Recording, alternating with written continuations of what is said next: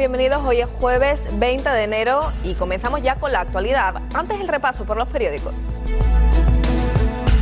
Comenzamos como cada día por el diario El Mundo. La jubilación de las nucleares se mezcla con la de las personas. Gobiernos y sindicatos se atribuyen mutuamente la ocurrencia de compensar la prolongación del retiro a los 67 años con la prórroga de la vida de las centrales.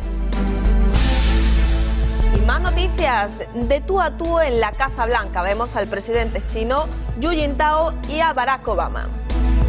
Decirle a Marlaska que así se va a cargar el proceso. Cheluit Moreno, portavoz de Batasuna, advirtió a la Guardia Civil al ver la firma del juez en la orden de detención de su hijo. Iker le dijo, tranquilo, dentro de nada habrá otro comunicado. Y más noticias, los seguidores de Casco registran un partido de ámbito nacional. Además, Zapatero alaba a Babel del Senado pese a las críticas de su partido. Y Griñán deriva sus responsabilidades políticas tras la sentencia del caso Chávez al Partido Popular. Vamos ahora con las noticias más destacadas del país. Cataluña recorta 4.000 millones para evitar el colapso financiero. El Ejecutivo además solo tiene liquidez para los gastos de 2 meses. Las medidas de austeridad afectan también a sanidad y educación.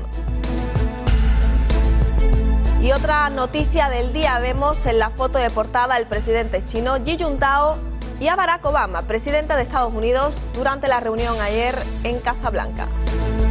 Xi Jintao promete a Obama avanzar en los derechos humanos. Y otras noticias, las cotizaciones de 2010 no alcanzaron para costear las pensiones. Y el gobierno excluye el pacto social, la prórroga nuclear. Además, el presidente de Túnez proclama la ruptura con el pasado.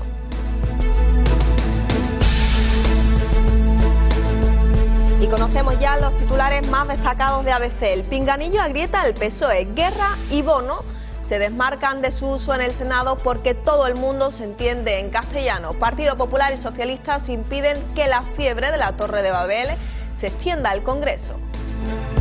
Y lo vemos aquí también en la foto de portada. Cumbre de máxima potencia. Presidente de Estados Unidos y el presidente chino durante la reunión ayer en la Casa Blanca. Además, otras noticias, Álvarez Cascos ya tiene partido para luchar en Asturias. Y UGT y comisiones obreras presionan a los funcionarios para que apoyen el decretazo. Además, una juez cita a declarar a un alto cargo de la Junta de Andalucía por el uso abusivo del coche oficial. Además, otras noticias ocupan la actualidad del día, se las contamos en titulares.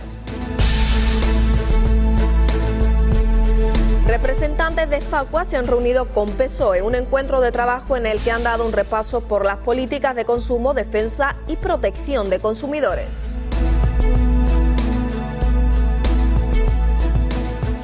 Y propuestas desde Izquierda Unida al presidente de la Junta, entre ellas que la reunión acerca de la reforma agraria común no se quede en una foto y la prórroga para alcanzar una ley sobre reordenación del sector público que satisfaga a todos. La Feria Internacional del Turismo Fitur arranca con ansias de recuperación. La Reina, como viene siendo tradicional, ha inaugurado esta 31ª edición. Y 24 horas ininterrumpidas al son de tambores y barriles, la tradicional izada de la bandera al ritmo de la marcha de San Sebastián ha dado inicio esta medianoche a la fiesta patronal de la ciudad.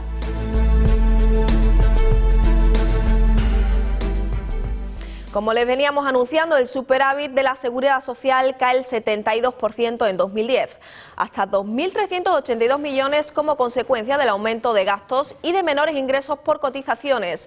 Así lo ha destacado el secretario de Estado de Seguridad Social, Octavio Granado, quien recordó que la previsión inicial era lograr un resultado positivo de 2.800 millones.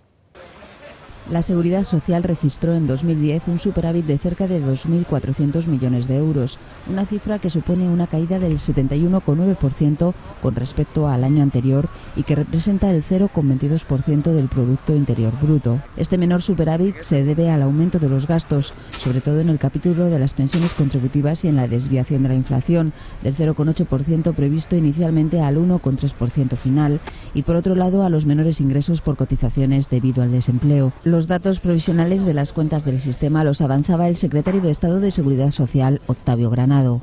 El sistema español de seguridad social, que está soportando una crisis económica y una caída de la ocupación mayor que la de otros países, tiene también una mayor fortaleza, pero evidentemente las cuentas del sistema ya reflejan lo que es una cierta disminución de los ingresos consecuencia de la crisis económica.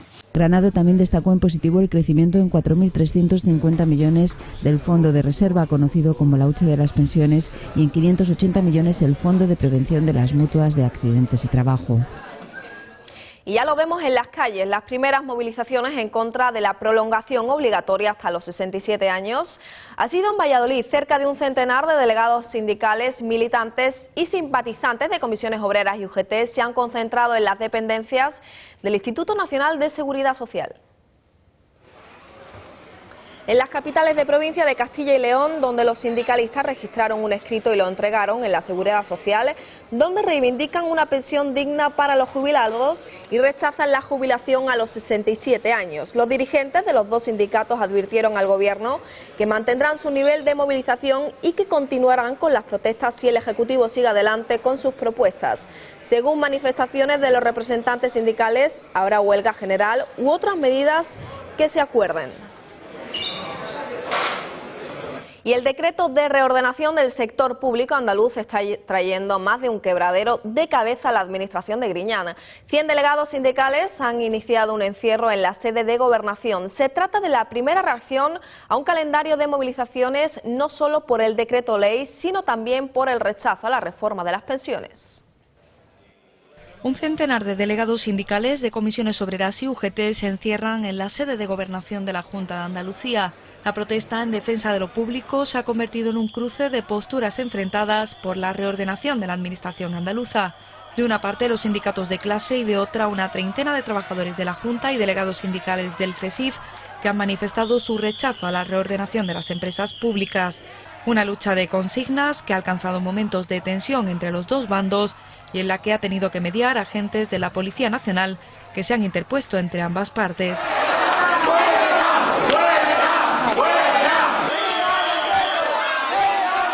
La protesta forma parte del calendario de movilizaciones elaborado por comisiones obreras y UGT para defender el decreto de reordenación del sector público andaluz, actualmente en fase de negociación, para su tramitación como proyecto de ley.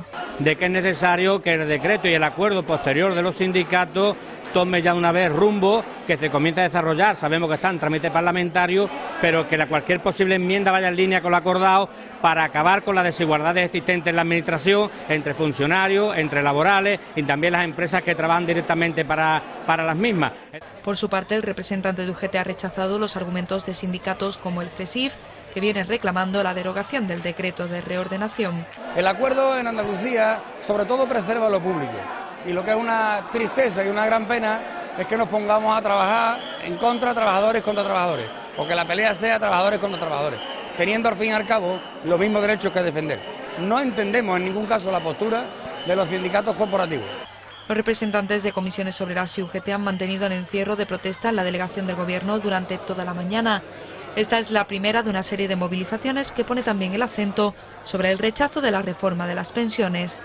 Y esperamos que en esa votación se retire la obligatoriedad de la jubilación a los 67 años y que a partir de ahí podamos entrar en una dinámica de consenso, un consenso amplio, político, social y económico. Las movilizaciones continuarán en Sevilla el próximo día 21 y ya el 25 y 28 de enero de nuevo en Cádiz, protestas frente a las sedes del Instituto Nacional de Seguridad Social y del INEM.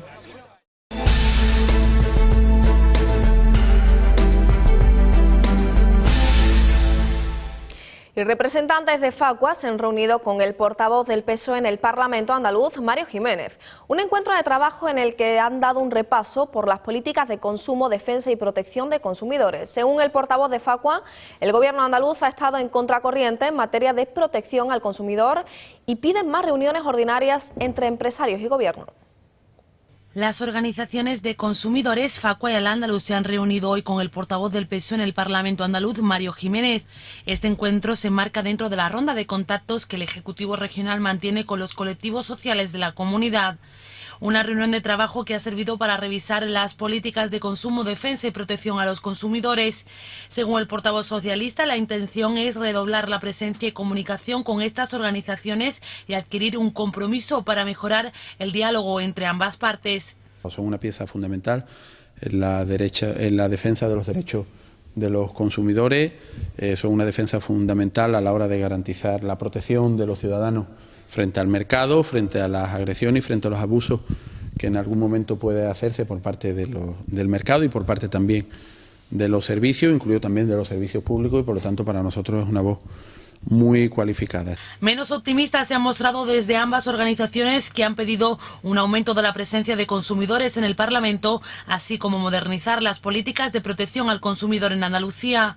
El portavoz de Facua, Rubén Sánchez, ha afirmado que el Ejecutivo andaluz ha estado a contracorriente en esta materia y que es muy importante que haya reuniones ordinarias entre empresarios, consumidores y Gobierno. La necesidad de dar un cambio ante una situación en la que entendemos que nuestro Gobierno en Andalucía lleva tiempo yendo a contracorriente, retrocediendo en protección al consumidor en unos momentos donde es más necesaria que nunca, porque las agresiones que se producen en el mercado crecen, sobre todo en esta época de crisis, que son más problemáticas para los consumidores, y a contracorriente porque en los momentos en los que las organizaciones de consumidores estamos creciendo, o determinadas organizaciones de consumidores estamos adquiriendo una relevancia social que nunca habíamos tenido en nuestra historia, el Gobierno está precisamente dando pasos atrás en el reconocimiento del papel de las organizaciones de consumidores, está cerrando vías de interlocución, está paralizando o bloqueando el funcionamiento de órganos consultivos, y entendemos que debe de haber un punto de inflexión en el que el Gobierno asuma la nueva realidad y asuma que es necesario darnos el papel que nos corresponde en las relaciones con el Gobierno y en las relaciones con el mercado. Por último, el portavoz ha recalcado que hay que elevar la política de protección a la altura que merecen los ciudadanos y que se sientan protegidos por el Gobierno ante un mercado tan agresivo que comete fraudes constantemente. Y por su parte, el coordinador general de Izquierda Unida, Diego Valderas, ha advertido al presidente de la Junta de Andalucía, José Antonio Griñán, que la reunión que mantendrán para abordar la próxima reforma de la política agraria común no se puede quedar tan solo en una foto. También ha pedido una prórroga para la presentación de las enmiendas para la ley de reordenación del sector público. Según ha dicho Valderas, aún queda mucho por negociar para encontrar una ley que satisfaga el conjunto de la sociedad. Una prórroga para la fecha de presentación de las enmiendas de la Ley de Reordenación del Sector Público. Esta ha sido una de las peticiones que presentará Izquierda Unida este jueves al presidente de la Junta de Andalucía, José Antonio Griñán, durante la reunión que mantendrá con los partidos políticos. Según Pedro Vaquero, el portavoz parlamentario de la agrupación en Andalucía, aún queda mucho que negociar entre agrupaciones políticas entre sí y con las agentes sociales a fin de encontrar una ley que satisfaga por completo al conjunto de la sociedad en Andalucía. Diego Valderas, coordinador general de Izquierda Unida en Andalucía, se ha mostrado convencido de que sus propuestas y enmiendas al proyecto de ley de reordenación del sector público andaluz contribuyen a simplificar los problemas políticos y a pacificar el conflicto generado entre funcionarios y empleados públicos. Nosotros creemos que sería necesario simplificarlo todo y nuestro modelo sería el modelo de la ley estatal del 2006, que habla sencillamente de un solo tipo de agencia. Nosotros sabemos que la situación no es fácil, pero estamos esperanzados y confiamos en que se pueda tener la altura de miras de alcanzar un acuerdo sustancial sobre la base de que todo el mundo debe mover piezas. Y nosotros creemos que con las propuestas que hacemos abrimos el camino. Valderas se ha referido a la reunión que mantendrá con Griñán para tratar de lograr una posición conjunta para la defensa de los intereses de Andalucía ante la Unión Europea en relación al sector agrario. Valderas ha transmitido que trasladará las posiciones de fondo que se han puesto de manifiesto entre COAG, Vía Campesina y Amigos de la Tierra. Asimismo, ha considerado fundamental que el presupuesto de la Unión Europea aumente en este ejercicio en un 5% y que en modo alguno haya un retroceso en las ayudas, porque Andalucía no se puede permitir el lujo de perder 800 millones. Si necesitamos mantener la ayuda al sector agrario, las ayudas al sector agrario no solo tienen que cambiar de criterio, es decir, no de formulación de cómo se dan esas ayudas, sino tienen que mantenerse el nivel de las ayudas. Y esa va a ser una condición central para nosotros. La agricultura andaluza no puede perder ni un euro.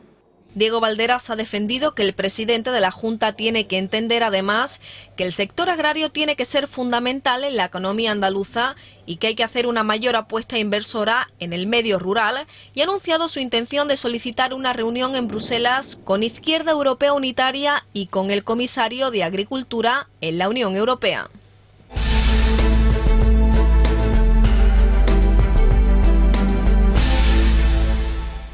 Y Fitur arranca con ansias de recuperación. La Reina ha inaugurado la 31ª edición de la Feria Internacional de Turismo de Madrid, que abre sus puertas en un clima de recuperación del sector y que espera recibir unos 200.000 visitantes.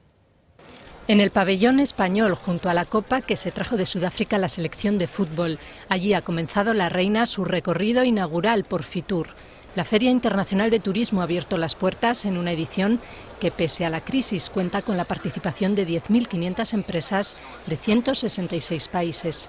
El clima que se respira es de optimismo, especialmente tras conocerse el dato de que el año pasado el movimiento de turistas en todo el mundo repuntó más de un 6%. Se espera que a esta feria acudan unos 200.000 visitantes y que generen unos ingresos de hasta 180 millones de euros.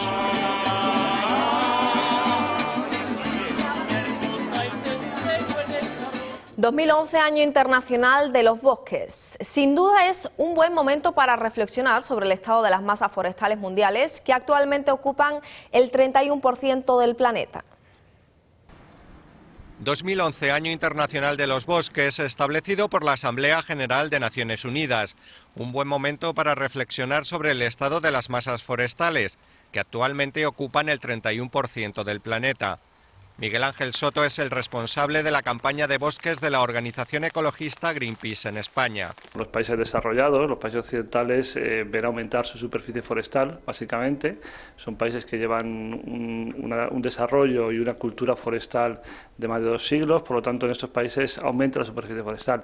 El problema está en el mundo en desarrollo, básicamente en los países tropicales, donde todos los años, según Naciones Unidas, desaparecen 13 millones de hectáreas, básicamente en la región de Indonesia, en la cuenca del Congo y en la cuenca del Amazonas.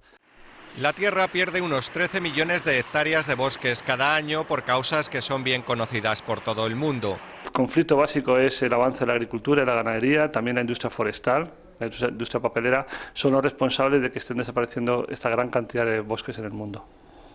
2011 puede ser una buena oportunidad para que las instituciones públicas refuercen sus esfuerzos en la lucha contra la deforestación. También para que los habitantes del planeta se impliquen en esta lucha contra la desaparición de las masas verdes. Nosotros como consumidores, por ejemplo, todos los días tomamos decisiones respecto a productos forestales. Consumimos papel, consumimos madera, consumimos corcho. Por lo tanto, podemos optar también por productos forestales que procedan de una gestión sostenible, por ejemplo, como la que certifica el FSC. Es un sello forestal que garantiza que estamos consumiendo productos forestales procedentes de la gestión sostenible. Los bosques son esenciales para la vida. Ellos son responsables del aire, los alimentos y el agua que necesitamos en buena medida para sobrevivir. De lo que hagamos en los próximos años dependerá que futuras generaciones lleguen a disfrutar de ellos tal y como ahora los conocemos. Un objetivo al que desde luego quiere contribuir este año internacional, que se celebra bajo el lema de los bosques para las personas.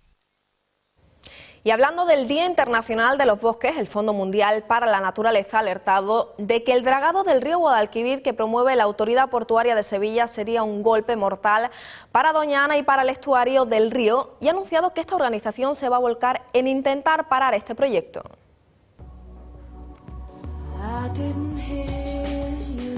Representantes de la organización han expuesto las 3 amenazas para el futuro de Doña Ana: el dragado del Guadalquivir, el oleoducto Balboa y la expansión de cultivos ilegales de fresas. Hacen un nuevo llamamiento sobre estas amenazas con motivo de la inspección que realizará Doña Ana este mismo día una comisión de la Unión Internacional para la Conservación de la Naturaleza, la UNESCO, y del Convenio Internacional Ramsar para la protección de los humedales, con el fin de evaluar la gestión de este espacio protegido, catalogado como Reserva de la Biosfera y el Patrimonio de la Humanidad por la UNESCO. Confían en que esta visita internacional tenga peso suficiente para influir en las decisiones de las administraciones.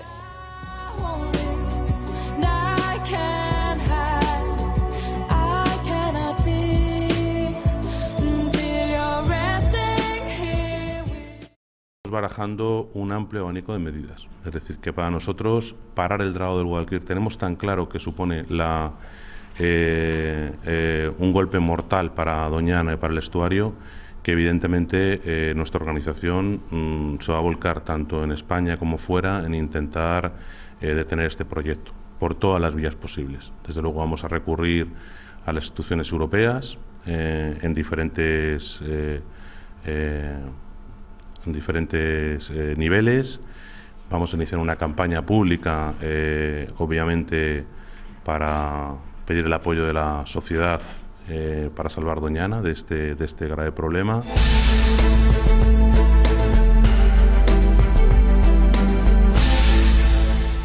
Y Hu Jintao, el líder chino, reconoce en la Casa Blanca que a China le queda mucho camino por recorrer en materia de derechos humanos. Por su parte, su homólogo en Estados Unidos, Barack Obama, ha afirmado que las relaciones entre ambos países es más que cordiales. Son los resultados del segundo día de esta visita oficial del líder chino.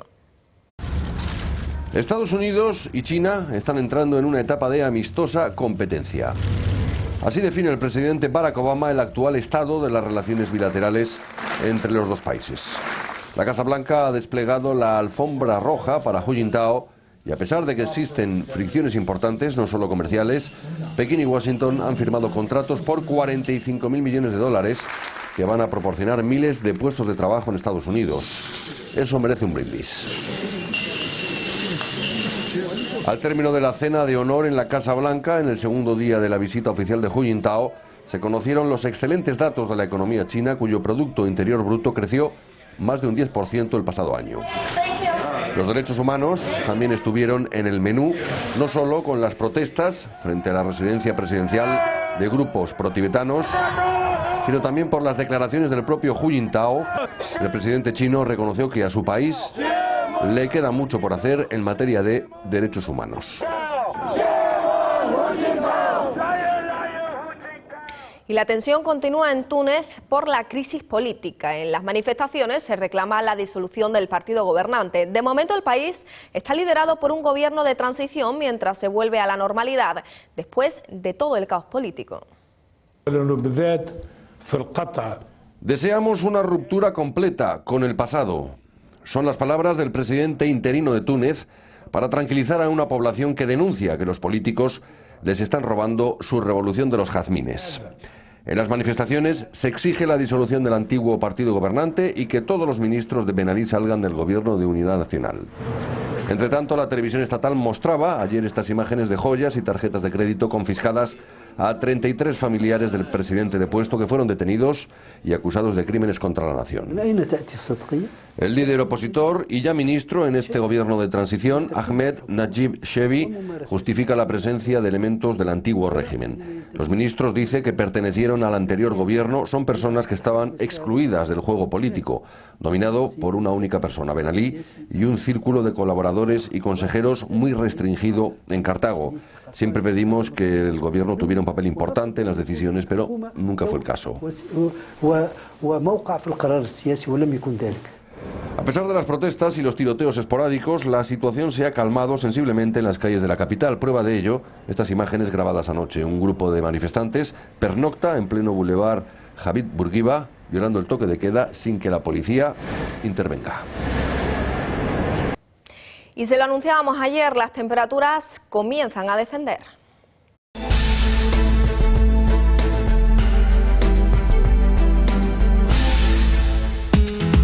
A partir de esta noche, pero sobre todo mañana, las temperaturas descenderán de manera notable. El ambiente invernal marcará las últimas semanas de enero con temperaturas gélidas y heladas en muchas zonas del norte peninsular. Tendremos nubes en el interior que dejarán precipitaciones a principio débiles. En el sur la situación será menos acusada, pero estarán vientos del norte que dejarán fríos, cielos parcialmente nubosos en el extremo occidental que dejarán también lluvias. Y 24 horas ininterrumpidas al son de tambores y barriles. La tradicional izada de bandera al ritmo de la marcha de San Sebastián han dado inicio a esta medianoche a la fiesta de la patronal de la ciudad, en la que más de 12.000 donostiarras tomarán la capital guipuzcoana durante 24 horas, como decíamos, al ritmo de tambores y barriles.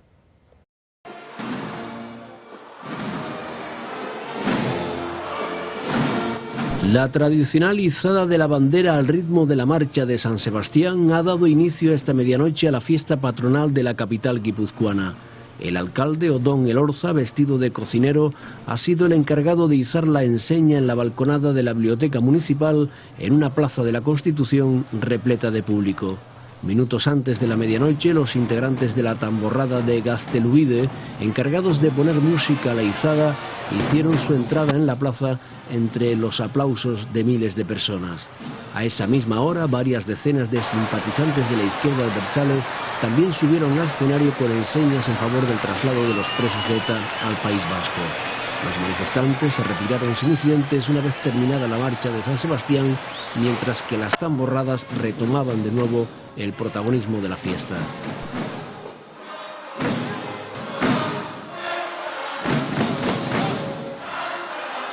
A partir de ahora, más de 12.000 donostiarras integrados en 111 tamborradas recorrerán la ciudad durante 24 horas de forma ininterrumpida al son de los tambores y barriles, mientras que mañana al mediodía serán los niños los que adquieren el protagonismo en la colorista tamborrada infantil que reúne a 52 compañías.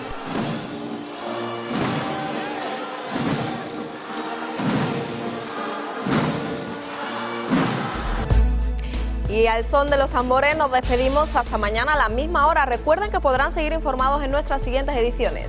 Hasta mañana, disfruten del día.